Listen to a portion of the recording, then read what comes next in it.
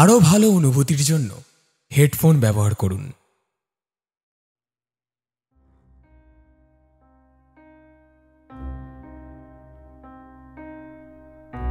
কথায় বলে পাপ নাকি বাপ কেউ ছাড়ে না, কিন্তু এই পাপ নামক খেলার একটা আলাদাই মজা আছে। কারণ এই পাপের ফল যখন আসে সেটা শুধুমাত্র দোষীর উপর দিয়ে যায় না, ভোগে আরো অনেক ব্যক্তি। কারণ সবই যে এক সুতোয় বাঁধা। শুনতে থাকুন আজকের পরিবেশনা তানিয়া ও সৌরভের কলমে কাজল ডিঙির পাপ।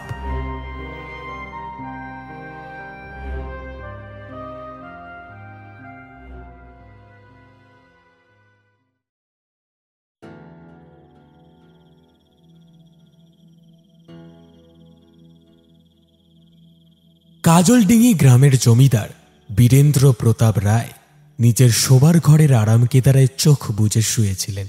না, ঘুমোচ্ছেন না তিনি। অজস্র চিন্তার ভারে আজকাল ঘুম আর বড় একটা আসে না তাঁর। হঠাৎ একটা পায়ের শব্দ এলো বীরেন্দ্র প্রতাপের কানে। চোখ মেলে দরজার দিকে চাইলেন বীরেন্দ্র প্রতাপ। দরজায় এসে দাঁড়িয়েছেন নায়েব সুধাকান্ত মজুমদার। এই যে নায়েব মশাই, আপনি এসে গেছেন?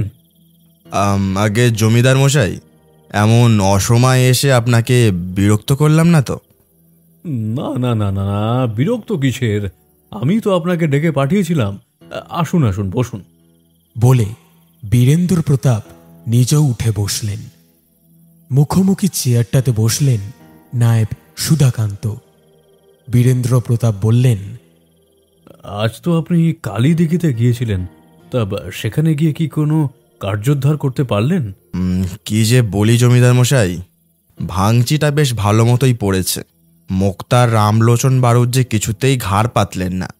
মোটা কন্যা পণের কথা বলেও তাদের রাজি করানো গেল না কিছুতেই। এমনকি ভয় দেখিয়েও কাজটা হলো না।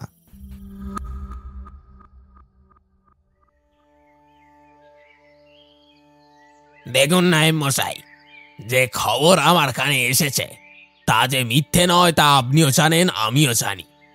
জেনে বুঝে তো আর আমার আদরের মেয়েটাকে জলে ফেলে দিতে পারি না।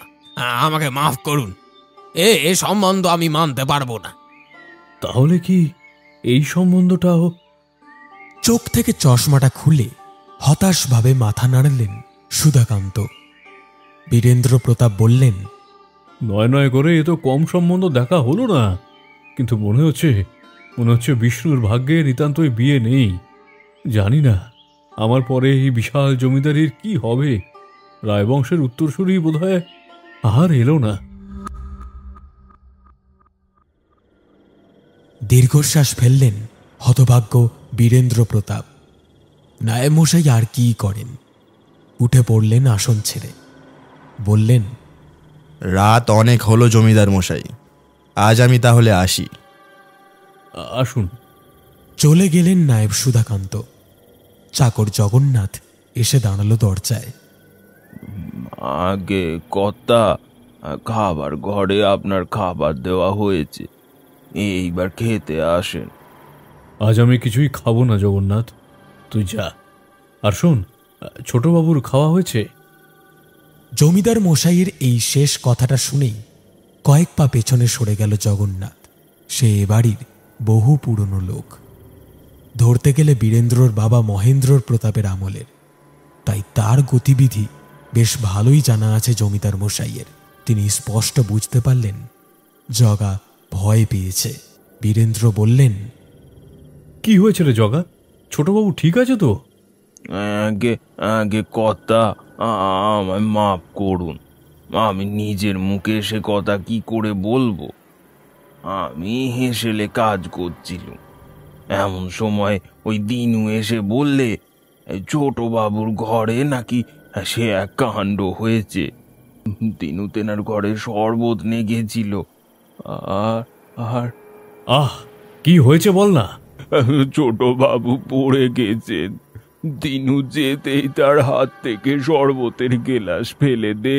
তিনি হঠাৎ দিনুকে ধরে ফেলতে ঠেলতে দেওয়ালের কাছে এনে তাকে তাকে দেয়ালে ঠেসে ধরে কেবলই নাকি বলতে থাকেন, বল বল আমার শ্বশুরবাড়ি কোথায় বল, আমার তো বিয়ে ঠিক হয়েছে, আমি আমি বিয়ে করতে যাব না, হ্যাঁ বল আমি বিয়ে করতে যাব না।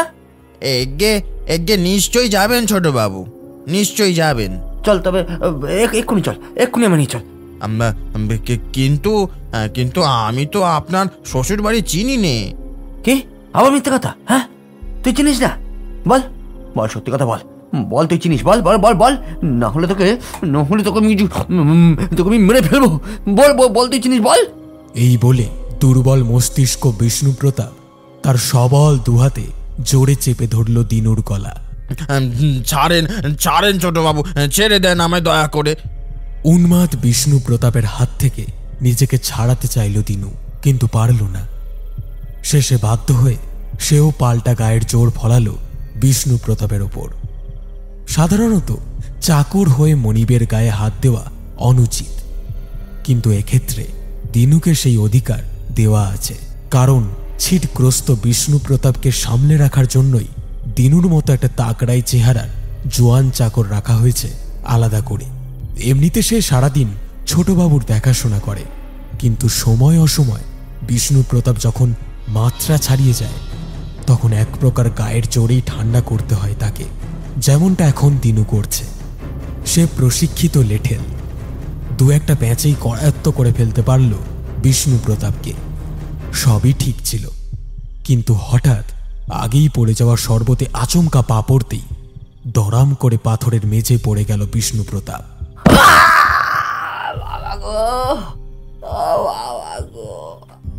কোলাহল শুনে জগন্নাথ ছুটে এলো ঘরে। দিনু তাকে সব বলতে সে ছোটবাবুর কাছে এগিয়ে গিয়ে তাকে টেনে তুলতে গেল, আর তখনই কাঁসারের ভারী গেলাসটা মেঝে থেকে তুলে সজোরে ছুঁড়ে মারল বিষ্ণুপ্রতাপ। আরে বাপরে! বলেই আর এক মুহূর্ত ওই ঘরে না থেকে দিনু সহ জগন্নাথ বেরিয়ে এলো বাইরে। ঘরের দরজাটায় শেকল তুলে দিল দিনু। ভেতরে তখন বিষ্ণুপ্রতাপ ভয়ঙ্কর চিৎকার শুরু করেছে। সবাই সবাই তোরা তোরা সবাই মরবি, সবাই মরবি, আমাকে আটকে রাখতিস তো, তোদেরও আমি আটকে রাখবো, মোর হবে তোদের, ফুল হবে শরীরে তোদের, একবার আমার হাতের কাছে পাই মেরে মাথা ফাটিয়ে দেবো তোদের আমি। হিংস্র হয়ে উঠেছে বিষ্ণুপ্রতাপ। শাসানির বহর শুনে দিনুদের আর সাহস হয়নি ও ঘর খোলার। ফলে বিষ্ণুপ্রতাপের আজ রাতে খাওয়াও হয়নি। এ ঘটনা নতুন কিছু নয়। যখনই বিষ্ণুর মাথা মাত্রা ছাড়া গরম হয়ে ওঠে তখনই তাকে ঘরবন্দি করে রাখতে হয় এভাবে। তারপর একসময় রাগ কমলে ঘুমিয়ে পড়ে সে। এভাবেই মিটে যায় ব্যাপারটা। আর রাগ তো হওয়ারই কথা, পাগল হোক বা না হোক। একের পর এক বিয়ে ঠিক হয়ে হঠাৎ সে বিয়ে যদি ভেঙে যায় তাহলে কারই বা মাথা ঠান্ডা থাকে। বীরেন্দ্র প্রতাপ সবটাই শুনলেন। তারপর জগন্নাথকে বললেন, ঠিক আছে, তোরা সব কাজ মিটিয়ে শুয়ে পড়কে যা। গে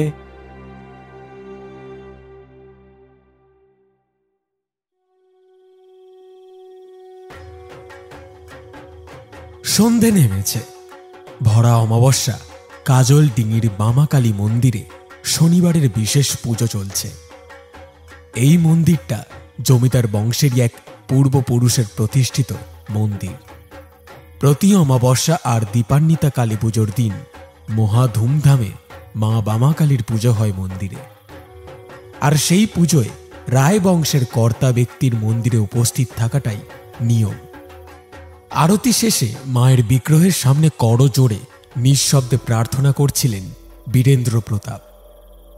পুজো শেষ হয়েছে, থেমে গেছে বাজনাবর্তি। জমিদার মশাই স্বয়ং উপস্থিত, তাই তেমন একটা শোরগোলও হচ্ছে না কোথাও। মোটামুটি সবই শান্ত ছিল। হঠাৎ আমলো চা, সাতঘাটে জল খেয়ে এখন এইছে মায়ের সামনে মাথা টুকতে। কিচ্ছু হবে নে, কিচ্ছু হবে নে, ওসব করে কিচ্ছু হবে নে বাপু। পাপ ধুতি হবে, যা পাপ জমেছে সব আগে ধুয়ে ফেলতে হবে, নইলে রক্ষে নেই। বংশ নিবংশ হয়ে সব মুড়িয়ে যাবে। ধুয়ে ফেল, যেখানে যত ধুলো ময়লা জমিয়েছি সব ধুয়ে ফেল, দেখিনি, ধুয়ে ফেল। প্রার্থনায় বাধা পড়ল। ঘাড় ঘুরিয়ে পেছনে দেখলেন বীরেন্দ্র প্রতাপ। খানিক দূরে অন্ধকারের মধ্যে একটা মেয়ে মানুষ আপন মনে ঘুরে ঘুরে বেড়াচ্ছে, আর কি সব যেন বলছে। চেঁচামেচি শুনে মন্দিরের পূজারীও বেরিয়ে এসেছেন গর্ভগৃহ থেকে। বীরেন্দ্র প্রতাপ বললেন, ওকে ঠাকুরমশাই, কি বলছে ও?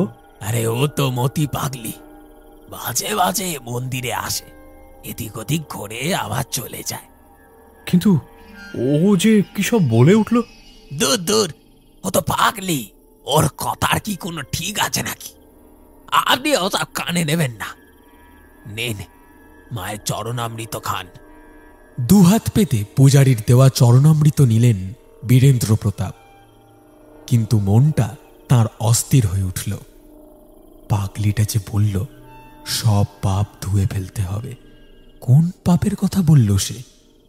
ঠাকুরমশাই বারণ করেছেন এসব কথা কানে নিতে, কিন্তু পাগলিটার কথাগুলো যে মনটা পর্যন্ত নাড়িয়ে দিয়ে গেল বীরেন্দ্র প্রতাপের। আর দেওয়ারই তো কথা, তিনি যখন করজোড়ে মাতৃমূর্তির সামনে দাঁড়িয়ে একাগ্র মনে প্রার্থনা করছেন,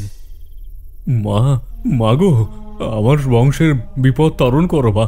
ছেলেটার একটা বিয়ে থা না হলে রায়বংশের যে উত্তরাধিকারী আসবে না মা, সদয় হও মা, দয়া করো। আর ঠিক তখনই ওই বংশ নির্বংশ হয়ে যাওয়ার কথাটা বুকে শেলের মতো এসে বিঁধেছে বীরেন্দ্র প্রতাপের। আজ আমি আসি ঠাকুরমশাই। আচ্ছা, বেশ বেশ। বাড়ি ফিরে এলেন জমিদার। কয়েকজন প্রজা অপেক্ষা করছিল তাদের কিছু আর্জি নিয়ে। তাদেরকে বললেন কাল সকালে এসে দেখা করতে। আজ আর কোনো কাজ করতে ইচ্ছে করছে না বীরেন্দ্র প্রতাপের। কোনো কথা বলতে বা শুনতে তার মন নেই। না, শরীর যে খারাপ তা নয়, কিন্তু মনটা আজ মোটেও ভালো নেই। মন্দিরে শোনা ওই মতি পাগলির বিকৃত গলাটা ঘুরে ফিরে কানে ভেসে উঠছে বারবার। হয়তো সত্যিই কোনো যুক্তি নেই পথের পাগলিটার কথাগুলো, কিন্তু কথাগুলো তো ঝেড়েও ফেলতে পারছেন না তিনি। সেই কতদিন আগে ঝাড়বাতির রোশনাইয়ের নিচে বদ্ধ ঘরটাতে প্রায় বিবস্ত্র অবস্থায় রক্তাক্ত শরীরে সব হারানোর জ্বালায় চলতে চলতে এমন কথাই বলেছিল না কেউ? স্মৃতির অতলে তলিয়ে থাকা এক মুখ খুব ঝাপসা হয়ে ক্রমশ ফুটে উঠছে বীরেন্দ্র প্রতাপের মানসপটে। কার মুখ জানেন? বীরেন্দ্র প্রতাপ জানেন ও কার মুখ। একদিন তো ওই মুখ দেখেই উন্মত্ত হয়ে উঠেছিল 27 বছর বয়সী বীরেন্দ্র প্রতাপের দুরন্ত যৌবন। কি ঘটেছিল 27 বছর আগে কাজল ডিঙির বুকে?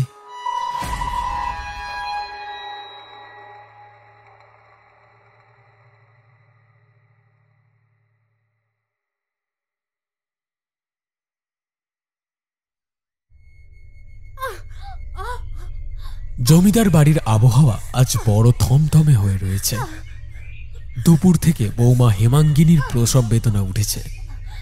দুজন সহকারী সহ মেনকা ধাই আপ্রাণ চেষ্টা করছে, কিন্তু কিছুতেই কষ্ট কমাতে পারছে না হেমাঙ্গিনীর। জমিদার মহেন্দ্র প্রতাপ রায় আকুল হয়ে ছুটে গেছেন মা বামা কালীর মন্দিরে।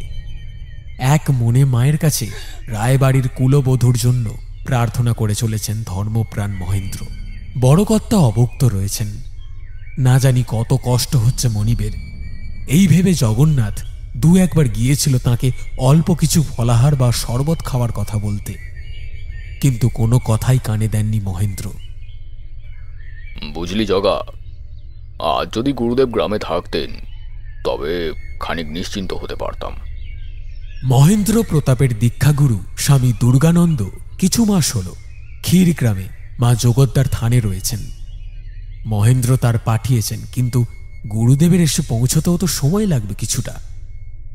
এই সময়টাই পার করা বড় কঠিন হয়ে উঠেছে মহেন্দ্রের কাছে। একমাত্র ছেলে বীরেন্দ্র প্রতাপের ওপর কোনো ভরসা নেই তার। তারপর এই জমিদারি দায়িত্ব যার হাতে তুলে দিতে চেয়েছেন তিনি, তার জন্যই বর্তমানে বিচলিত হয়ে পড়েছেন মহেন্দ্র। সে আর কেউ নয়, বীরেন্দ্র স্ত্রী হেমাঙ্গিনী। সেই সময় নিরিখে হেমাঙ্গিনী একজন বিদুষী নারী, বিষয় বুদ্ধিও তার পাকা। অনেক খুঁজে পেতে অমন একটা বৌমা ঘরে এনেছেন মহেন্দ্র প্রতাপ। বীরেন্দ্র যে এমন সোনার প্রতিমা স্ত্রীর যোগ্য হতে পারেনি, সে তারই ব্যর্থতা। কত বড় মূর্খ হলে তবেই মানুষ অমন রূপে লক্ষ্মী গুণে সরস্বতী স্ত্রীকে ঘরে ফেলে অন্য নারীতে মজতে পারে। কুলাঙ্গার, অপদার্থ একটা। মনটা আবারও বিষিয়ে উঠল মহেন্দ্রর। ধীরে ধীরে বিকেল ফুরিয়ে সন্ধ্যা নামল।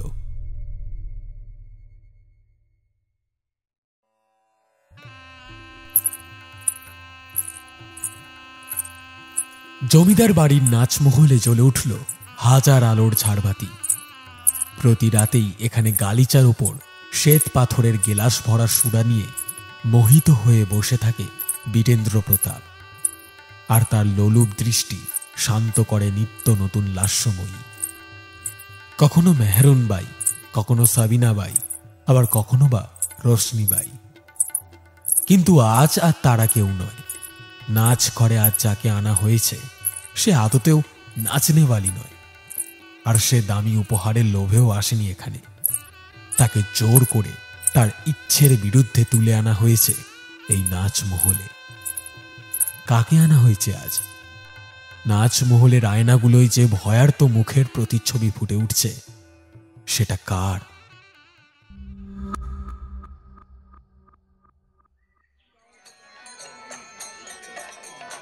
বাগদিপাড়ার দশহারার দিন রঙ্গ তামাশার বড় আসর বসে। মহা জাঁকজমক করে গঙ্গা পুজো হয় ওই দিন।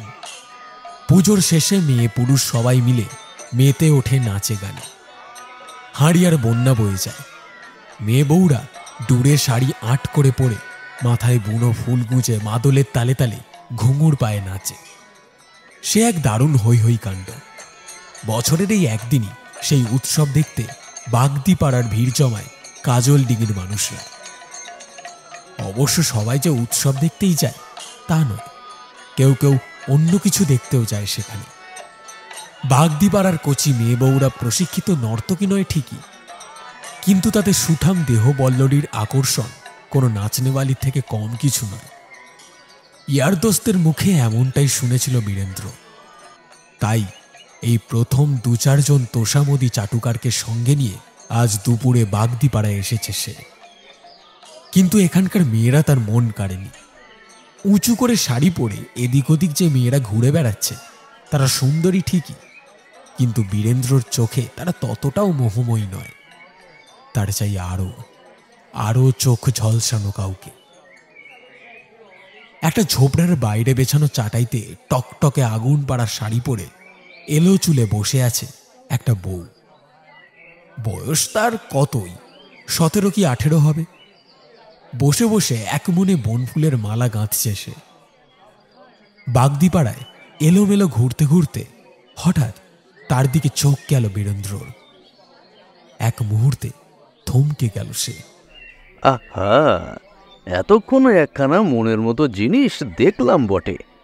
এ মেয়েকে যদি একবার নাচমহলে নিয়ে গিয়ে তুলতে না পারি তাহলে আর কি পারলাম। কিন্তু কিন্তু এ কে?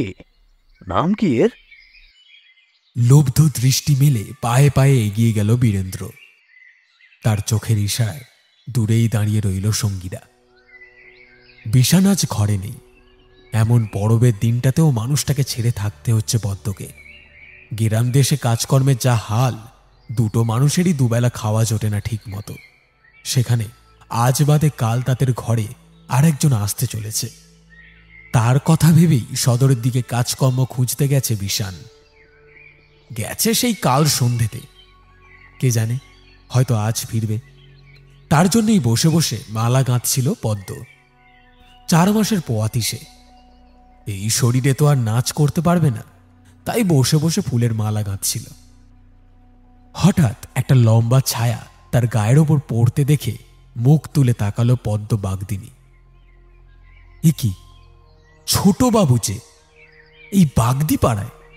ত্রস্ত হয়ে উঠে দাঁড়ালো পদ্ম। মা, ছোট বাবু, আপনি এখানে? কেন গো, আসতে নেই বুঝি? ও মা গো, কি কথা গা! আপনার গেরাম, আপনি আইসবেন তাতে আর আমার কথা কি কইবার আছে? তা পরব দেখতে আইছেন বুঝি? কিন্তু সে তো সাজে বাবু। আমি পরব দেখতে এসেছি সে কথা তোমায় কে বলল? তবে তোমার ফুলের মালার দর করতেই তো এলাম। কিন্তু বাবু, এ মালা তো আমি বেচবনি, এ যে আমার মরদের জন্য গো। পৌরুষে কোথাও যেন ঘা লাগলো বীরেন্দ্রর। মনোভাব গোপন করে সে মুখে বলল, দাম দিলেও মালা বেচবে না? না গো, এ মালা তো আমি বেচতে পারবনি। তবে আপনি যদি চান অন্য মালা না হয় গেঁথে। তা নাম কি তোমার? আমার নাম পদ্ম গো, পদ্ম বাগদিনী। পদ্মর নাম শুনে ভ্রমরের মতো দুলে উঠল বীরেন্দ্রর লোলুপ কামনা। অতর্কিতে হাত বাড়িয়ে সে চেপে ধরল পদ্মর নিটোল গোল নরম হাতটা। ও মা, এ কি করছেন? হাত ধরছেন কেন? ছাড়েন, হাত ছাড়েন। এটার জন্য প্রস্তুত ছিল না পদ্ম বাগদিনী। ছোটবাবু বীরেন্দ্র প্রতাপের সঙ্গে এতক্ষণ বেশ স্বাভাবিকভাবেই কথা বলছিল সে, কিন্তু হঠাৎ এইভাবে তার হাত চেপে ধরায় মুখিয়ে উঠল পদ্ম। প্রকাশ্য দিবালোকে এমন করে পরপুরুষে হাত ধরেছে পদ্মর, এ কথা যদি বিষান বাগদির কানে ওঠে, না জানি কি ধুমধুমার বাঁধাবে সে। সেই ভয়ে সাদা হয়ে গেল পদ্মের মুখ। দেখে ভারী আমোদ লাগলো বীরেন্দ্র।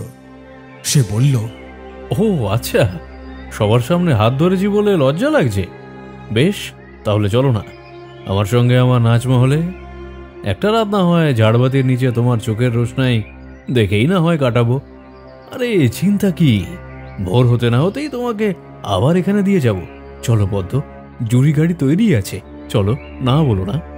পদ্মর হাতটা ধরে সজোরে টান দিল বীরেন্দ্র। ছিটকে উঠে দূরে সরে গেল পদ্ম।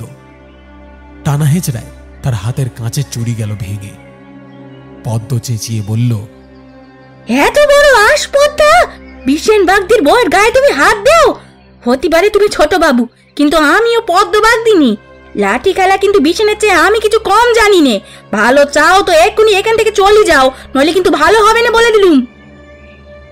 লোভাতুর দৃষ্টিতে বীরেন্দ্র দেখল পদ্মর কপালে ঘাম জমেছে। চুলগুলো মুখের চারপাশে সাপের ফনার মতো ছড়িয়ে গেছে। নিঃশ্বাসের তালে তালে ওঠানামা করছে তার সুডৌল বক্ষযুগল। সেদিকে লক্ষ্য করে আরো প্রবল হয়ে উঠল বীরেন্দ্রর অতৃপ্ত কামনা। ততক্ষণে পদ্মর সুতীক্ষ্ণ গলার আওয়াজে ছুটে এসেছে বাগদি পাড়ার অনেকেই। বেগতিক দেখে সরে পড়েছে বীরেন্দ্রর সঙ্গে আসা চাটুকারির দল। শুধু জুড়ি গাড়ির গাড়োয়ান রামবিলাস বাবুকে না নিয়ে যেতে পারছে না। রে রে করে তেড়ে এলো বাগদি পাড়ার মেয়ে পুরুষ। ছাড়ি দেন, পদ্মার হাত ছাড়ি দেন কইছি, ছাড়ি দেন। ও পদ্ম, পদ্ম তুই পাইলে আয়, এদিকে পাইলে আয় কইছি। ই আপনার কেমন ধরা কাজ গো ছোট বাবু? অমন ভাবে ছেলে আপনি এমন ধরা কাজ কেন করছেন ছোট বাবু? তারুণের বাপ, লাঠিখানা নে এদিকে এসো দেখি। আহ, এত চিৎকার চেঁচামেচি ভালো লাগছে না বীরেন্দ্রর। তার চোখে এখন নেশা লেগেছে, পদ্মের নেশা। গর্জন করে উঠল সে। চুপ, একদম চুপ সবাই। এত চিৎকারের কি আছে? হ্যাঁ, কর্তা মানুষদের পছন্দ হলে তারা পছন্দ মতো মেয়ে ছেলে ঘরে তুলে নিয়ে যেতেই পারে। এ আর নতুন কি? আমার ঠাকুর দাদা নগেন্দ্র প্রতাপের কথা সবাই ভুলে গেছিস নাকি তোরা? হ্যাঁ, না, কেউ ভোলেনি। মহেন্দ্র প্রতাপের পিতা তৎকালীন জমিদার নগেন্দ্র প্রতাপের নারী লোলুপতার কথা ভোলারও নয়। তার অতৃপ্ত কামনা বাসনা শান্ত করতে প্রায় প্রতি রাতে সুন্দরী যুবতী মেয়েদের বাপ বা স্বামীকে মোটা রকম মূল্য ধরে দিয়ে সেই মেয়েদের লেঠেল পাঠিয়ে তুলে নিয়ে যাওয়া হতো। তারপর তাদের নিয়ে পুতুল খেলার স্বাদ মিটে গেলে ভোরবেলা আধমরা মেয়েগুলোকে ফেলে দিয়ে যাওয়া হতো বাগদি পাড়ার সীমানায়। লাঞ্ছনা সইতে না পেরে বাগদি পাড়ার কত হতভাগিনী যে মা বামাকালীর মন্দিরের পুকুরে ঝাঁপ দিয়ে নিজের জ্বালা জুড়িয়েছে তার কোনো ইয়ত্তা নেই। কিন্তু সেসব তো অতীত। নগেন্দ্র প্রতাপের মারা যাওয়ার সঙ্গে সঙ্গেই শেষ হয়ে যায় এই নিষ্ঠুর যৌন লালসার খেলা। মহেন্দ্র প্রতাপ অতিশয় সজ্জন, ঠিক নিজের পিতার বিপরীত। তাই তাঁর আমলে জমিদারিতে কোনো অরাজকতার ছাপ ফেলেনি কখনো। কিন্তু বীরেন্দ্র প্রতাপ সাক্ষাৎ নগেন্দ্রনাথের প্রতিমূর্তি। এতদিন সবাই মুখ বুজে তার অনেক অত্যাচার সহ্য করেছে, কিন্তু আর না, এবার রুখে দাঁড়ানোর পালা। কিন্তু যতই হোক, তারা সামান্য প্রজা, আর সাধারণত প্রজাদের নিজের পায়ের দামি নাগরার নিচেই রাখতে ভালোবাসে বীরেন্দ্রর মতো ক্ষমতার দম্ভে দাম্ভিক ব্যক্তিরা। তাদের সমবেত চিৎকারকে ছাপিয়ে শ্বাসে উঠল বীরেন্দ্র প্রতাপ। ছোট লোকের বাচ্চাগুলো, দেখছি অনেক বার বেড়েছে তোদের।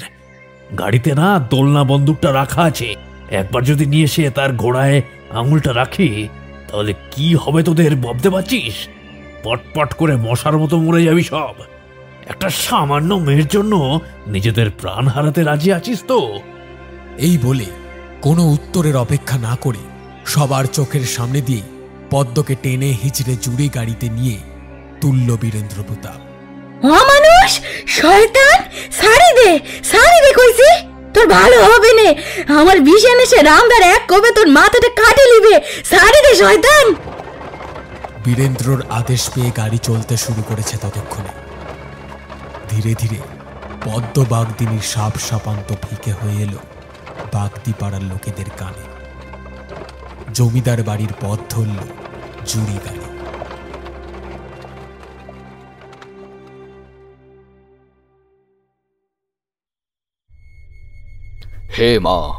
হে মা জগদীশ্বরী, রক্ষা করো মা। আমার ঘরের লক্ষ্মীকে তুমি রক্ষা করো। আমার বংশধর যেন নির্বিঘ্নে পৃথিবীর আলো দেখে মা, তুমি রক্ষা করো। মা বামাকালীর সামনে কাতর হয়ে প্রার্থনা করে চলেছেন মহেন্দ্র প্রতাপ। হঠাৎ একটা হাওয়া উঠল চারপাশে, আর শত ঝড়েও যা কখনো নেভে না। কথা নেই, বার্তা নেই, মা বামাকালীর সেই অখণ্ড প্রদীপ এক ঝটকায় নিভে গেল সেই হাওয়ায়। এ কি হলো মা? তোমার অখণ্ড প্রদীপ যে নিভে গেল, এ কি কোনো সর্বনাশের পূর্বাভাস মা? বিচলিত হবেন না বড় কর্তা, মায়ের আশীর্বাদে সব ঠিক হয়ে যাবে। সন্ধ্যা নামল। জমিদার বাড়ির নাচমহলে জ্বলে উঠল ঝাড়বাতি। না, আজ আর কোনো বাইজি নয়, আজ পদ্ম বাগদিনীর রূপের মেহফিল বসবে এই ঘরে। বীরেন্দ্রের হাতের গ্লাস চলকে উঠবে লাল সুরা, সে সুরায় ভিজে যাবে পদ্ম বাগদিনীর বুকের আঁচল। এক ঝটকায় তাকে ঘরে ঠেলে ঢুকিয়ে নিয়ে দরজাটা ভেতর থেকে বন্ধ করে দিল বীরেন্দ্র। এতক্ষণ মুখে চোটপাট করলেও এবার সত্যি ভয়ে বুক কাঁপছে পদ্মর। চার দেওয়ালের মধ্যে একটা পরপুরুষের সঙ্গে সে এখন একা। সত্যি কি একা? না, তা তো নয়। 4 মাস ধরে যে আশার বীজ সে বহন করেছে গর্বে, সেও যে তার সঙ্গেই রয়েছে। ছোট কর্তা কি বোঝেননি যে পদ্ম অন্তঃসত্ত্বা? নাকি বুঝেও তার বিকৃত কামনার কাছে হার মেনেছে চৈতন্যবোধ?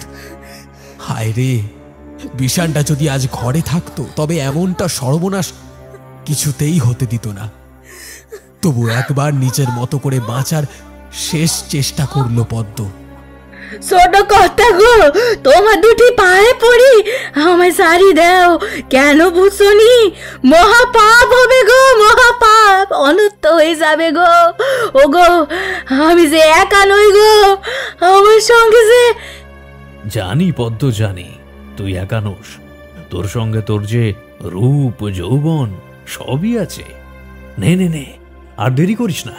কেন বুঝতে পারছিস না? আমার আর সপুর সইছে না। না না ছোট কর্তা, না। এক ঝটকায় পদ্মের বুকের আঁচলটা টেনে ধরল বীরেন্দ্র।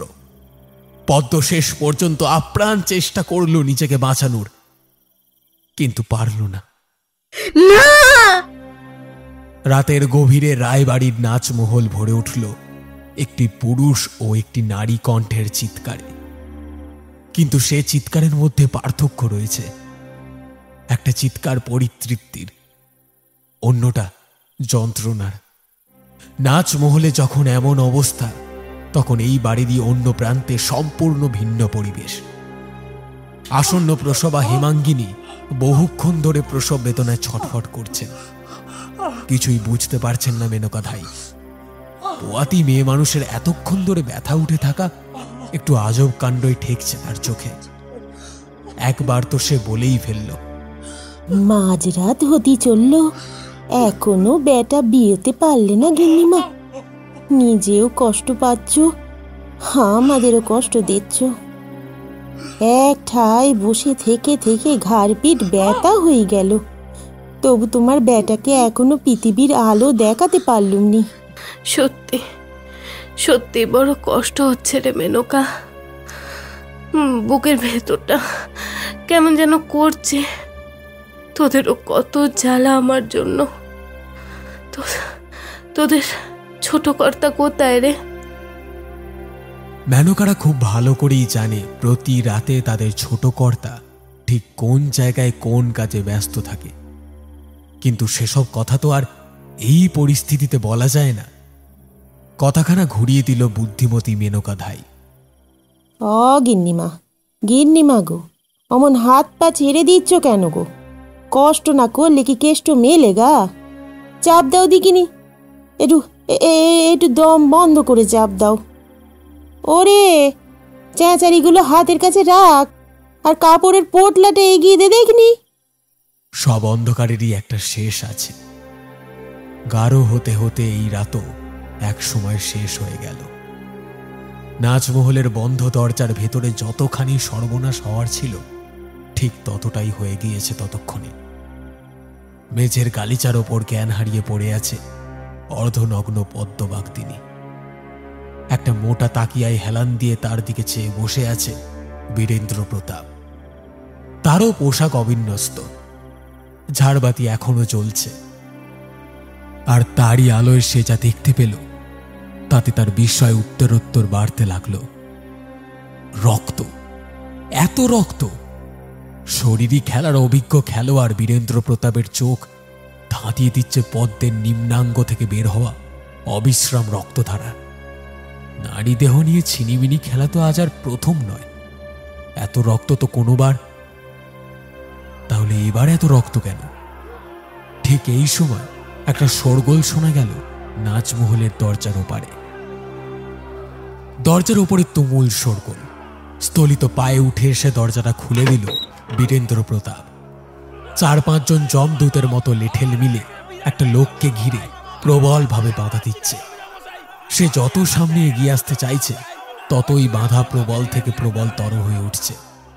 ফলে সেই লোকটি দারুণ আক্রোশে চেঁচামেচি করছে। আরে এই শয়তানের বাচ্চা, বড় লোকের বেটা, মুখে রং মাখার নাচনে বালি নিয়ে পোষাচ্ছে নি তোর? পরের ঘরের বউরে তুলে আনিস? ছি! তোর বউরে যদি কোনো দুসরা মরদ তুলে নিয়ে যেত, তখন মজা বুঝতি।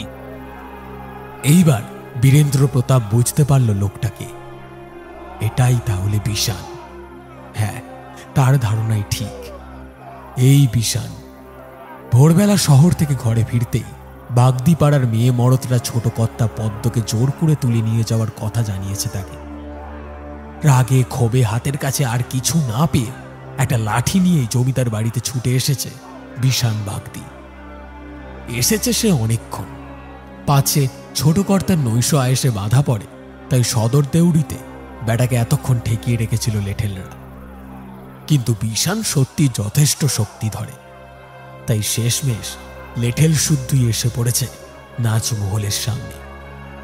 বিকট তর্জন গর্জনে সচকিত করে তুলছে নিস্তব্ধ নাচমহল। ছাড় মুখে, ছাড় কইছি। বিষেন বাগদির বউয়ের গায়ে যে হাত দিয়েছে, তার হাতটা আমি ভেঙে দিব। আরে ওই জমিদারের বেটা, যদি সাচ্চা মরদ হবি তো সামনে এসে লড়বি আকুত্তা। মাথায় আগুন জ্বলে উঠল বীরেন্দ্র প্রতাপের। সে কাজল ডিঙির ছোট কর্তা, আর তারই সামনে কিনা গলা তুলে গালাগালি করছে একটা ছোট জাতের বাগদি। চাপা রোষে গর্জন করে উঠল সে। তোরা দাঁড়িয়ে দেখছিস কি? দেখছিস না কুত্তাটা কেমন বেয়াদবি করছে? একটা নিচু জাত, ছোট রক্ত, আমার সামনে গলা তুলে কথা বলে। হারামজাদাটাকে গুছিয়ে শায়েস্তা করতে পারছি না। যা যা, ওকে মারতে মারতে সদরের বাইরে নিয়ে যা। আর শোন, ওর গলাটা জীবনের মতো বন্ধ করে দিবি, সেই সঙ্গে ওর ঘর দৌড়ো আগুনে জ্বালিয়ে দিবি। আমার সামনে উঁচু গলায় কথা, এত বড় সাহস! এর ফল তো ভুগতেই হবে। কিরে, দাঁড়িয়ে রইলি কেন? নিয়ে যা। তোর মতো বড় রক্তকে আমি থুতু ফেলি রে, কুত্তা তো তুই, সারা তোর জন্যই। কথা শেষ করতে পারল না বিশান বাগদি। 5 জন মিলে তার কথা বন্ধ করে দিল মাঝপথে। হিড় হিড় করে টেনে নিয়ে গেল তাকে জমিদার বাড়ির বাইরে। তারপর 10টা হাত একসঙ্গে চলতে লাগলো বিশানের আদর শরীরটার ওপর। বীরেন্দ্র নাচ ঘরে ঢুকে এলো। দেখল এর মধ্যেই কখন যেন জ্ঞান ফিরেছে পদ্মর। কিন্তু এসে কি করছে? গালিচা ছেয়ে থাকা চাপ চাপ রক্ত দুহাতে তুলে নিজের গায়ে, মাথায়, কপালে, গালে ঘষে ঘষে মাখছে পদ্ম। তার চোখে জল। বিড়বিড় করে কি সব যেন বলে চলেছে। কোথায় গেল আমার আমার দুধের বাসা? কোথায় গেল? এই তো ছিল। ওরে ওরে, তুই কোথায় গেলি? আর আসবি নি? তুই তুই আর আসবি নি? আমি যে তোর পিদিকে করছিলাম। ও বাসা, ও বাসা, তুই কোথায় গেলি বাপ? তুই কোথায় গেলি? এসব কি হচ্ছে? সর্বনেশ, সর্বনেশ করেছিস। অদ্ভুত গলায় বলে উঠল পদ্ম বাগদিনী। প্রথমবার পদ্মর গলা শুনে বীরেন্দ্র প্রতাপের সারা শরীর যেন কাঁটা দিয়ে উঠল। এ আবার কেমন অদ্ভুত স্বর মেয়েটার গলায়! কিন্তু যতই হোক, সে পুরুষ মানুষ। একটা সামান্য মেয়ে মানুষের কথায় ভয় পাওয়া তার সাজে না। এসব এসব কি আবল তাবল বকছিস? আহত বাঘিনীর মতো উঠে দাঁড়ালো পদ্ম। রক্তাক্ত গালিচার দিকে একদৃষ্টে চেয়ে থাকলো সে বেশ কিছুক্ষণ। তারপর হঠাৎই বিষ চোখে চোখ রাখল বীরেন্দ্র প্রতাপের চোখে। একটা মেয়ের চোখে এত আগুন! বীরেন্দ্রর মনে হলো দুটো চোখে যেন দুটো মশাল জ্বালিয়েছে পদ্ম। সে দৃষ্টির তেজ সহ্য হলো না বীরেন্দ্র।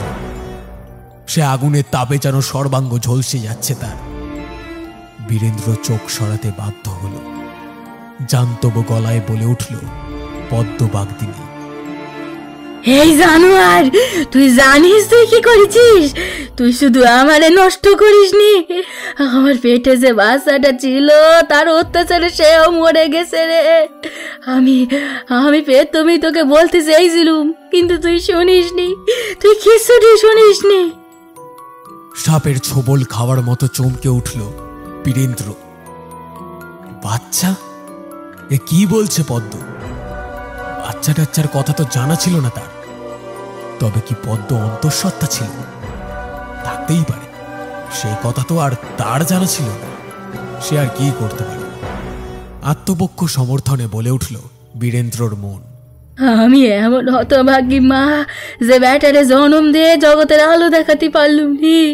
তোর জন্যই, শুধু তোর জন্যই মা হতে পারলুম নি আমি। তোরে আমি ছাড়বনি, সর্বনেশ করবো তোর।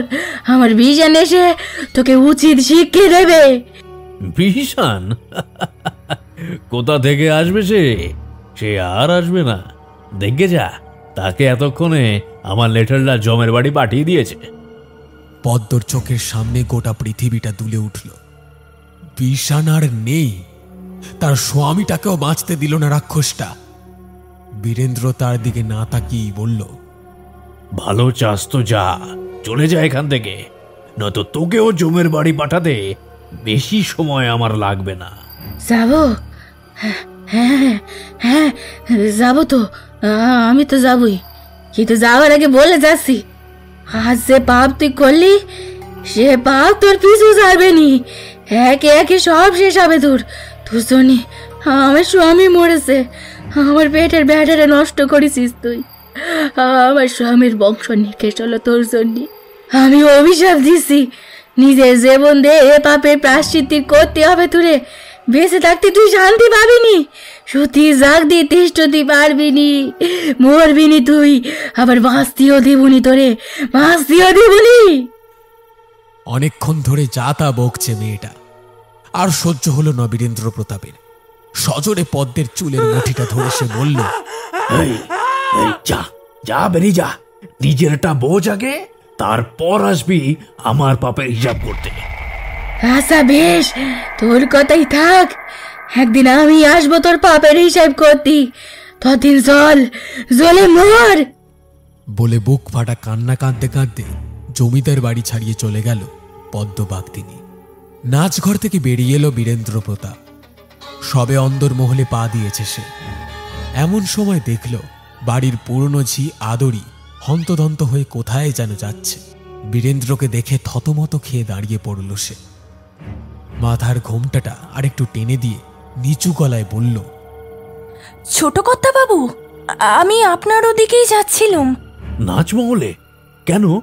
আগে আগে গিন্নিমার বেটা হয়েছে ছোট কর্তা বাবু। গিন্নিমা মানে হেমাঙ্গিনী?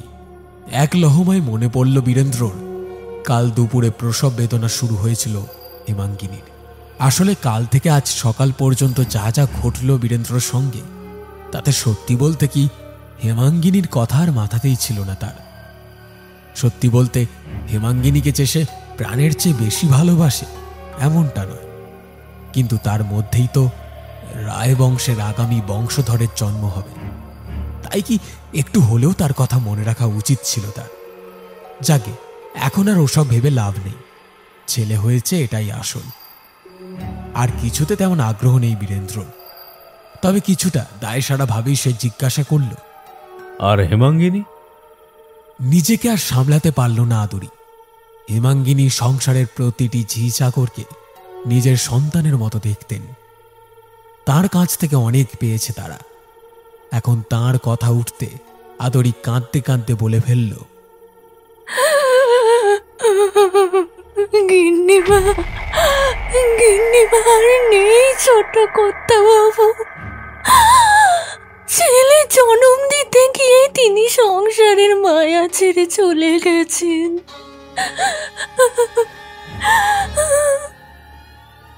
বীরেন্দ্র প্রতাপ দ্রুত পায়ে আতুর ঘরের সামনে গিয়ে দাঁড়াল। একটা চাদরে হেমাঙ্গিনীর দেহটা ঢাকা। এদিক ওদিক তাকিয়েও কোনো শিশু দেখতে পেল না বীরেন্দ্র প্রতাপ। তবে কি মৃতদেহের পাশ থেকে সরিয়ে নিয়ে যাওয়া হয়েছে তাকে? হেমাঙ্গিনীর দেহটা ঘিরে উচ্চস্বরে কেঁদে চলেছে বৌঝিয়ের দল।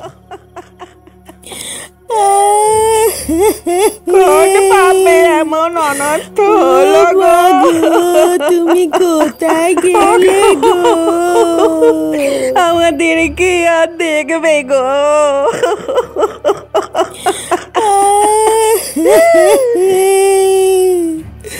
ও মা গো, তুমি কোথায় গেলে গো? কোন পাপে এমন অনর্থ হলো গো? মেয়ে মানুষের এমন কান্না চিরকালই দু চক্ষে দেখতে পারে না বীরেন্দ্র প্রতাপ। কিন্তু অত কান্নার রোলের মধ্যেও একটা কথা মনে এসে লাগলো বীরেন্দ্রর, পাপ, আবার সেই পাপ। একটু আগে এক গাদা পাপের কথা শুনিয়ে গেছে নষ্ট মেয়ে মানুষটা, আবার এখানে এসেও সেই পাপের কথাই শুনতে হচ্ছে তাকে। ওহ, ইচ্ছা করছে এক ধমকে সবাইকে চুপ করিয়ে দিতে, কিন্তু না, অনেক কষ্টে নিজেকে সংযত করে সে জায়গা ছেড়ে দিল বীরেন্দ্র প্রতাপ। কিন্তু কোথায় যাবে? বাড়ির অন্য মহলে পা রাখতে না রাখতেই নায়েব রাধাকান্ত মজুমদার এগিয়ে এসে আর এক দুঃসংবাদ দিলেন। ছোটবাবু, আপনি তো মহলে ছিলেন না। এদিকে বৌমার মৃত্যু সংবাদ পেয়ে বড় কর্তাবাবু হৃদরোগে আক্রান্ত হয়ে পড়েছেন। রাধাকান্তের এই একটা কথাই যেন ঘুম থেকে জেগে উঠল বীরেন্দ্র প্রতাপ। মাত্র একটা রাত সে বাড়ির কোনো খোঁজ খবর রাখেনি।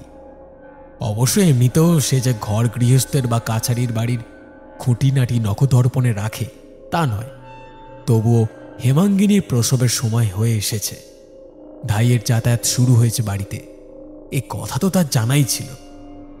আর বাবা মহেন্দ্র প্রতাপ যে ছেলের চেয়েও বৌমা হেমাঙ্গিনীকেই সকল কাজে সর্বাধিক গুরুত্ব দিতেন, তাও জানা ছিল বীরেন্দ্রর। হেমাঙ্গিনীর কিছু হলে তো তার শোকে বড় কর্তার অসুস্থ হয়ে পড়ারই কথা। বীরেন্দ্র প্রতাপ দ্রুত পায়ে এগিয়ে গেল মহেন্দ্র প্রতাপের শোবার ঘরের দিকে। এদিকে লোকমুখে ততক্ষণে গোটা কাজলডাঙ্গাতে রটে গিয়েছে জমিদার বাড়ির বড় ঠাকুরানীর মৃত্যু সংবাদ।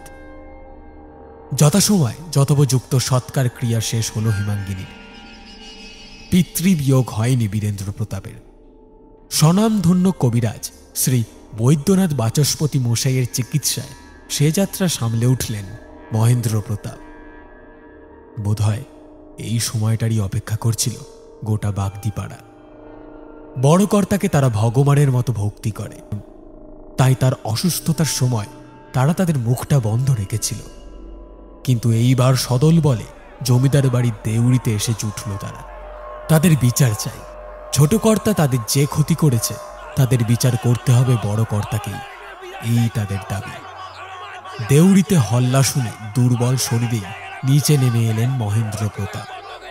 সঙ্গে এলেন নায়েব রাধাকান্ত। একই, তোদের কি হয়েছে? এমন মরিয়া হয়ে ছুটে আসছিস কেন? বড় কর্তা গো, আমারে বিচার চাই, তাই আপনার কাছে এসছি গো। কিসের বিচার? আপনি জানেন না কিসের বিচার? তবে শুনুন। এই বলে অন্তত ২০-২৫ জন মেয়ে পুরুষ ভাঙা গলায় আগাগোড়া সব কথা বলে গেল। শিউরে উঠে চোখ বুঝলেন মহেন্দ্র প্রতাপ। বীরেন্দ্র কুলাঙ্গার তা তিনি জানতেন, কিন্তু সে যে এমন নরাধম, ঘেন্নায় বিষে উঠল মহেন্দ্রর মন। বিষানটারে এমন মার মাইরেছে যে সে মরে গেছে। আমরা জানতে চাই যে পদ্ম এখন কোথায়। আপনি তারে ডাকেন ছোট কর্তা। জানতে চাই তিনি কেন বিষানের ঘরে আগুন লাগাই দিয়েছেন। আমরা জবাব চাই বড় কর্তা। ছেলের কীর্তিকলাপের কথা শুনে বিস্ময়ে স্তম্ভিত হয়ে গেছেন মহেন্দ্র প্রতাপ। উত্তেজিত বাগদির দলকে অনেক কষ্টে একটু শান্ত করেছেন রাধাকান্ত। এমন সময় কি হয়েছে এখানে? এত কোলাহল কিসের? পরিচিত কণ্ঠ কানে যেতেই চোখ খুললেন মহেন্দ্র প্রতাপ। এই তো সেই মেঘমন্দ্র কণ্ঠ। তবে কি যার জন্য এতদিন ধরে অপেক্ষায় ছিলেন মহেন্দ্র, তিনিই এলেন। বাগদির দল দেউড়ি থেকে সরে দাঁড়াল। মহেন্দ্র দেখলেন এসে দাঁড়িয়েছেন গুরুদেব স্বামী দুর্গানন্দ। মহেন্দ্র এগিয়ে গিয়ে পায়ের ধুলো নিলেন গুরুদেবের। গুরুদেব, আপনি এসেছেন। বড় অশান্তিতে রয়েছি, আমায় উদ্ধার করুন। আসুন আসুন বলে গুরুদেব স্বামী দুর্গানন্দকে দেউড়ির ভিতরে নিয়ে এলেন মহেন্দ্র প্রতাপ। সমবেত বাগদিরা ভাবল তাদের কথা বোধহয় গ্রাহ্য করলেন না বড় কর্তা, তাই তারা আবার মুখিয়ে উঠল। এবার আর মহেন্দ্র নন, তাদের উত্তর দিলেন দুর্গানন্দ। শান্ত হও তোমরা। বৃথা অশান্তিতে কোনো অভিযোগের নিষ্পত্তি ঘটে না। কি হয়েছে মহেন্দ্র? তোমার প্রজারা এত উত্তেজিত কেন? আজ এই পরিস্থিতির জন্য দায়ী শুধুমাত্র আমার ছেলে গুরুদেব। যে নৃশংস পাপ সে করেছে, সে পাপের কথা আপনাকে আমি মুখে বলতে পারবো না গুরুদেব। আমাকে ক্ষমা করুন। বেশ, তোমাকে কিছু বলতে হবে না। তোমাদের মধ্যে থেকে একজন এগিয়ে এসো। কি ঘটেছে সমস্ত কিছু আমি তোমাদের মুখেই শুনতে চাই। এগিয়ে এলো লক্ষণ বাগদি। শুরু থেকে শেষ পর্যন্ত সব ঘটনা খুলে বলল সে।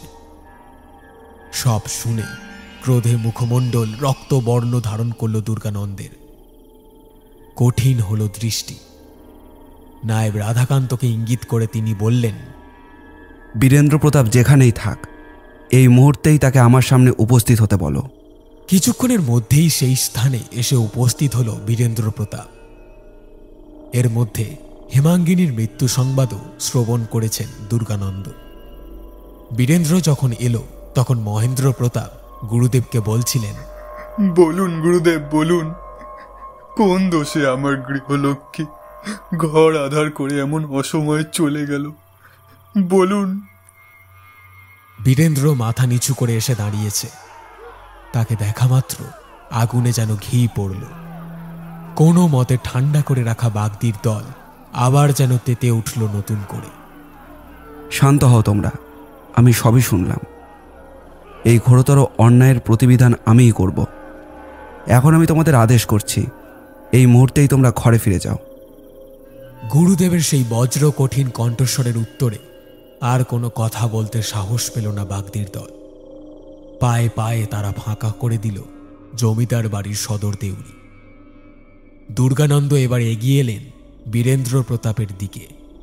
মহেন্দ্র, তুমি জানতে চাইছিলে না কোন দোষে তোমার ঘর আজ অন্ধকার? তবে শোনো, দোষ নয়, পাপ। ঘোরতর পাপ স্পর্শ করেছে তোমার বংশ, মহাপাপ করেছে তোমার ছেলে। শোনো বীরেন্দ্র, যে চরমতম পাপ আজ তুমি করেছ তার শাস্তি তুমি চরমভাবেই পাবে। এক সন্তান সম্ভবা নারীর অতৃপ্ত অভিশাপ লাগবে তোমার জীবনে। তুমি এতটাই স্থূলবুদ্ধি সম্পন্ন যে সেটা বুঝতেও পারোনি। দিনে দিনে জীবনের প্রতি বীতস্পৃহ হয়ে উঠবে তুমি। সবই থাকবে, কিন্তু কিছুই উপভোগ করতে পারবে না। এমনকি এই বংশের আগামী বংশ সুস্থ ও স্বাভাবিক হবে না, শুধুমাত্র তোমার ওই পাপের কারণে। ফলে ক্রমে ক্রমে এই রায়বংশ একদিন নিশ্চিহ্ন হয়ে যাবে। গুরুদেবের কথাগুলো এতটাই তীক্ষ্ণ যে এবার ভীতির সঞ্চার হলো বীরেন্দ্রর মনে। যৌবনের উন্মত্ততায় সে এতদিন যা করে এসেছে, সেই সব কাজ যে অন্যায় হয়েছে তা হঠাৎই বুঝতে পারল বীরেন্দ্র প্রতাপ। মহেন্দ্র প্রতাপ আকুল হয়ে বললেন, গুরুদেব, বীরেন্দ্র অন্যায় করেছে, পাপ করেছে, কিন্তু সেই মা মরা শিশুটির কি অপরাধ? সে তো কোনো অপরাধ করেনি, তবে সে কেন স্বাভাবিক জীবন পাবে না? হ্যাঁ গুরুদেব, হ্যাঁ, পাপ যা করেছি আমি করেছি, শাস্তি তো আমারই প্রাপ্য। আমার কারণে আমার সন্তানের যেন ক্ষতি না হয়, কিভাবে আমি পরিত্রাণ পাবো গুরুদেব? দয়া করে বলুন, চুপ করে থাকবেন না, দয়া করে বলুন। পরিত্রাণের কোনো পথ নেই, ক্ষমাও নেই কোনো। কারণ দোষের ক্ষমা হয়, পাপের ক্ষমা হয় না। পাপের মুক্তি কেবল প্রায়শ্চিত্তেই সম্ভব, কিন্তু যেই নারকীয় পাপ তুমি করেছ তার কোনো প্রায়শ্চিত্ত নেই। নারী দেহের অবমাননা করেছ তুমি, এই অনাগত সন্তানকে মাতৃগর্ভেই তুমি হত্যা করেছ। এই মহাপাপের কোনো প্রায়শ্চিত্ত হয় না বীরেন্দ্র। যে পাপকে তুমি জীবনে ডেকে এনেছ, এই পাপের ফল জীবন দিয়েই তোমাকে ভোগ করতে হবে। বীরেন্দ্র আর দাঁড়িয়ে থাকতে পারল না। পাপের ভারে এবার সে নুয়ে পড়ল পুণ্যমূর্তি গুরু দুর্গানন্দের পায়ে। মহেন্দ্রর বুকটা ফেটে যাচ্ছে। যতই হোক বীরেন্দ্র তার ছেলে, কিন্তু তবুও গুরুদেবের কথার ওপর একটি কথাও বলল না মহেন্দ্র প্রতাপ। বীরেন্দ্র বলল, পাপ, পাপ, দুষ্ট বুদ্ধির বশে মহাপাপ করেছি আমি, বুঝতে পারছি এর থেকে আর মুক্তি নেই। কিন্তু আমার পাপে আমার ছেলের জীবনটা অন্ধকার হয়ে যাবে, রায়বংশ লোপ পাবে, যে আমি কিছুতেই মেনে নিতে পারছি না গুরুদেব, মেনে নিতে পারছি না। নিজের সৌভাগ্যকে বিসর্জন দিয়ে অভিশাপময় দুর্ভাগ্যকে তুমি নিজেই নিজের জীবনে ডেকে এনেছ বীরেন্দ্র। জীবদ্দশায় হয়তো কোনোদিনই এই দুর্ভাগ্য তোমাকে ছাড়বে না।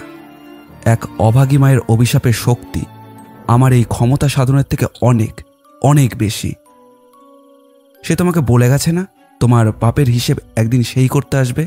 যদি সত্যিই কোনোদিন সে আসে, তবে সেই দিনই সব পাপ ধুয়ে প্রায়শ্চিত্ত করার সুযোগ পাবে তুমি।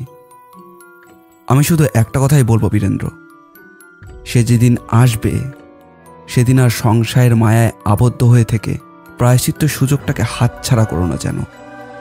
সমস্ত পাপমোচন হলেই অভিশাপ মুক্ত হবে এই বংশ, স্বাভাবিক হবে তোমার ছেলের জীবন।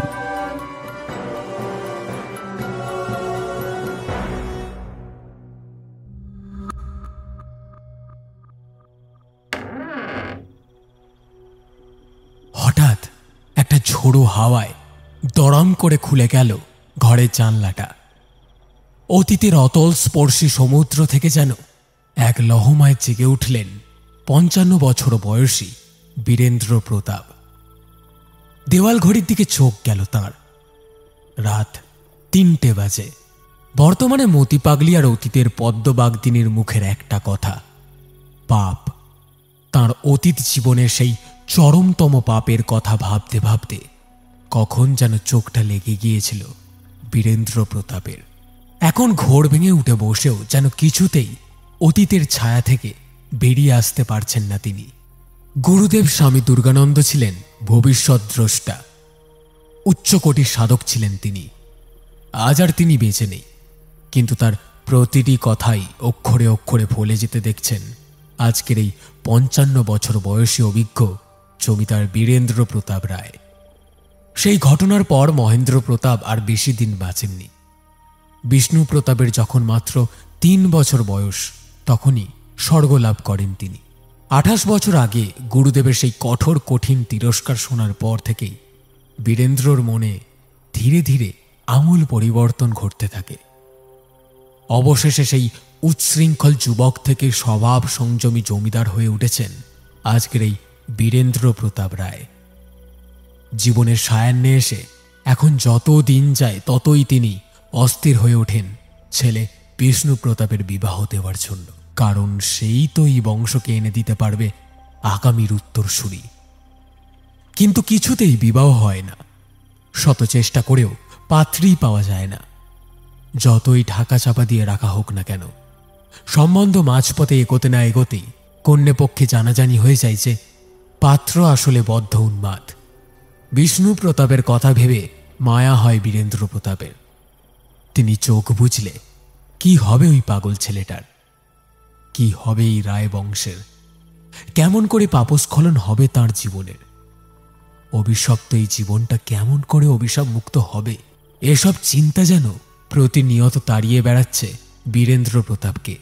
পদ্মবাগদিনী বলে গিয়েছিল সে নিজে আসবে তার পাপের হিসেব করতে, কিন্তু এতদিন পর সে কি আর বেঁচে আছে?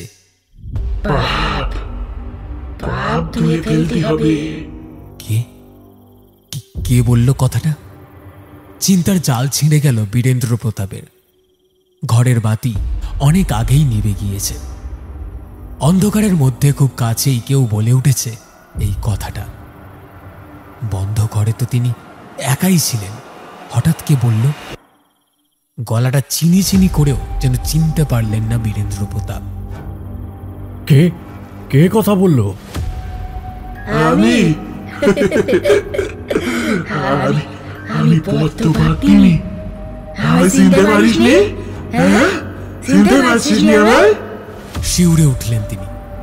হ্যাঁ, চিনতে পেরেছেন।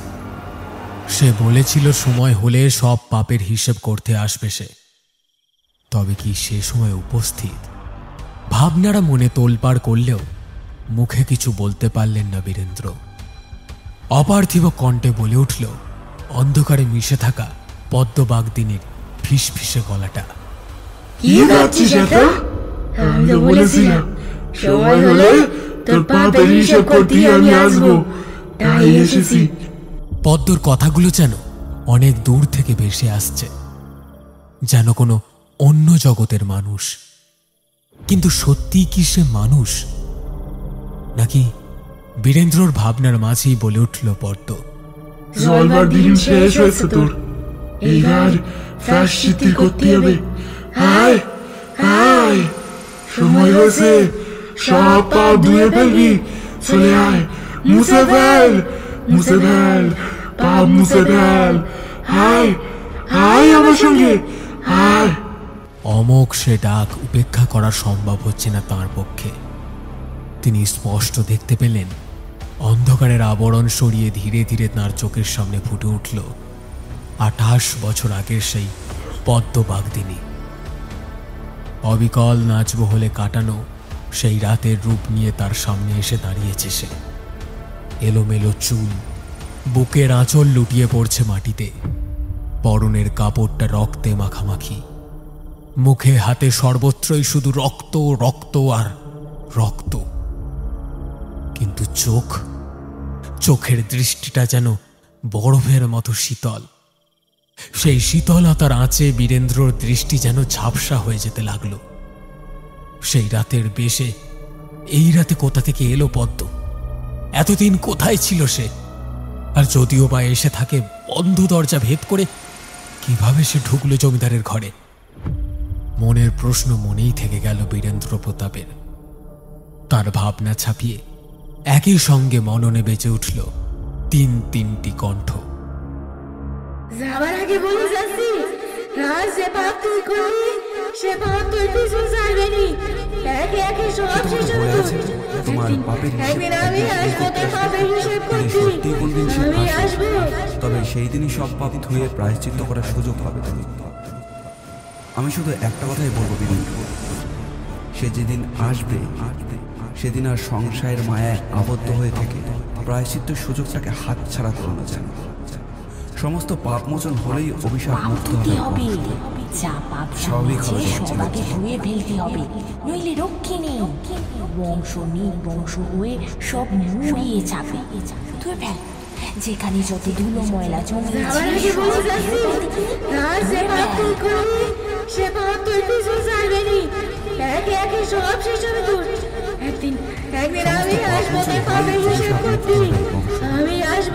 স্বাভাবিক হবে তোমার ছেলের জীবন। এসেছে এতদিন পর, আজ অবশেষে এসেছে পদ্মবাগদিনী। রায় বংশের অভিশাপ মোচন হবে এবার।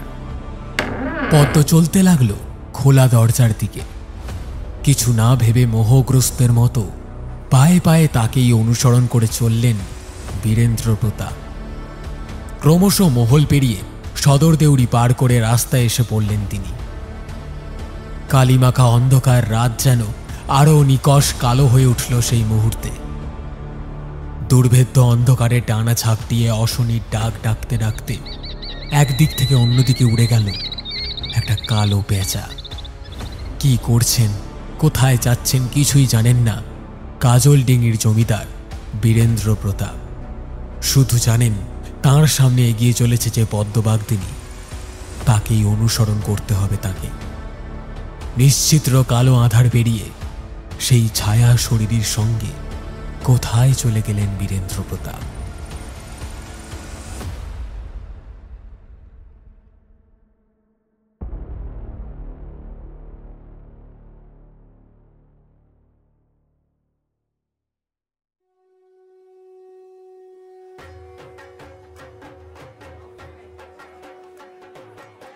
নায়েব সুধাকান্ত আজ বড় ব্যস্ত।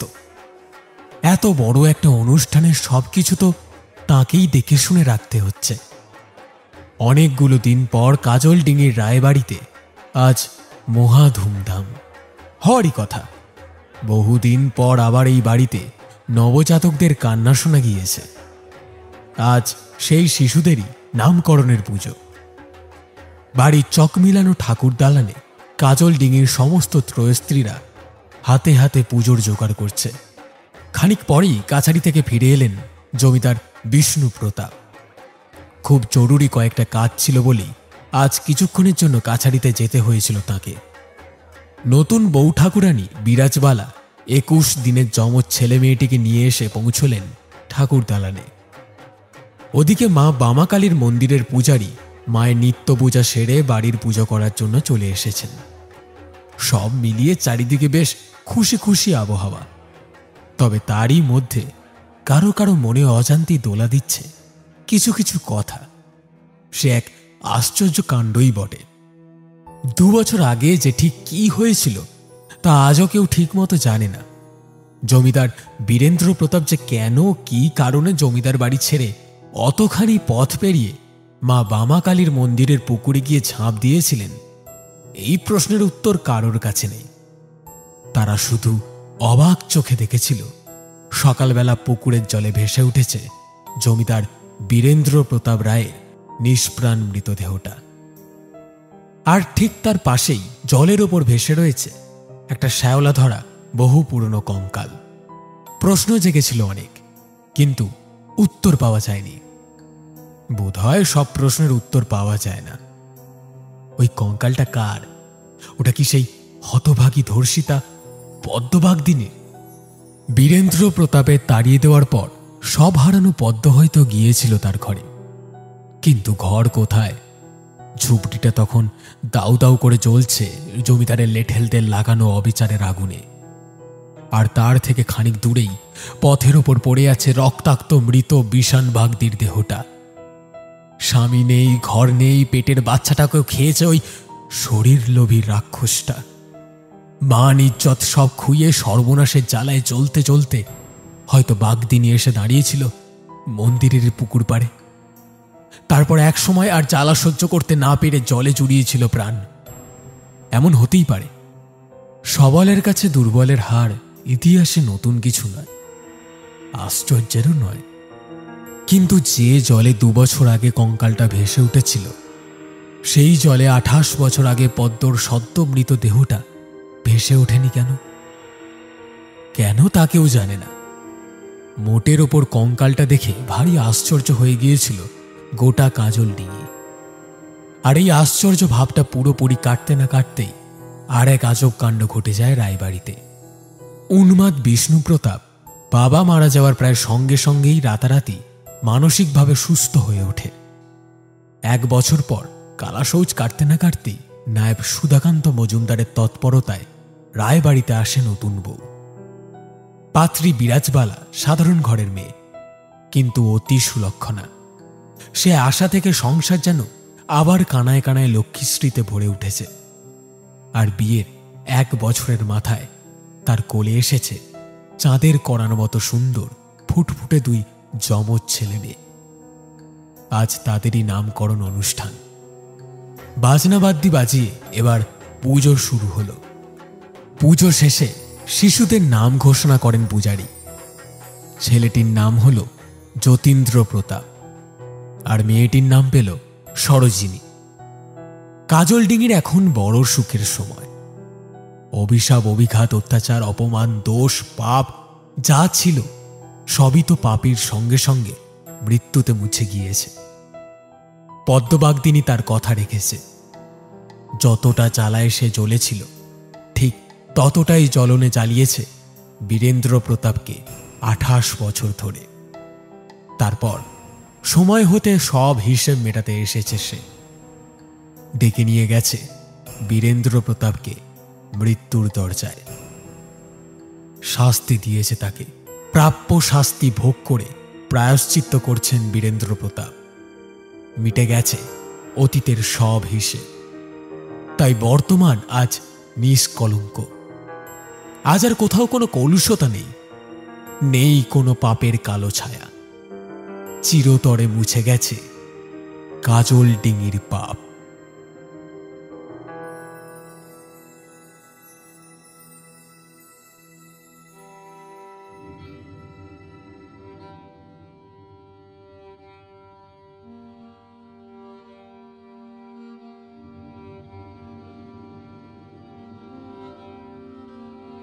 শুনছিলেন আজকের পরিবেশনা কাজলডিঙির পাপ। গল্প রচনায় তানিয়া ও সৌরভ। গল্প পাঠে আমি সায়ন, বীরেন্দ্র পার্থ, জগন্নাথ দীপ, বিষ্ণুপ্রতাপ বাল্মীকি, মতি পাগলি এবং আদরি শ্রাবস্তি, পদ্ম পিয়ালি, মহেন্দ্র ব্রহ্মা, দুর্গানন্দ প্রীতম, সুধাকান্ত এবং দিনু রাহুল, মেনকা ঝিনুক, গিন্নিমা অঙ্কিতা, রামলোচন পূজারী বিশান এবং গল্পের সূত্রধার আমি সায়ন। অন্যান্য চরিত্রে স্নেহাশিস, সূর্য, ঝিনুক, অঙ্কিতা এবং রাহুল। পর্ব পরিচালনায় আমি সায়ন। সমগ্র গল্পের আবহ সঙ্গীত এবং স্পেশাল এফেক্টসে সূর্য, পোস্টার ডিজাইনে মুরালি। আমরা অসংখ্য ধন্যবাদ জানাই গল্প রচনাকার সৌরভ এবং তানিয়াকে গল্পটি অডিও রূপে প্রকাশের ক্ষেত্রে আমাদের বিশেষ সহযোগিতা করার জন্য। কেমন লাগলো আমাদের আজকের গল্প জানান আমাদের কমেন্ট বক্সে। গল্পটি ভালো লেগে থাকলে লাইক এবং শেয়ার অবশ্যই করে দেবেন। আমাদের গল্প নিয়মিত শুনতে হলে চ্যানেলটিকে সাবস্ক্রাইব করতে ভুলবেন না। আবার একটি নতুন গল্প নিয়ে খুব শীঘ্রই হাজির হচ্ছি আমরা। ততক্ষণের জন্য বি সেফ, স্টে কানেক্টেড।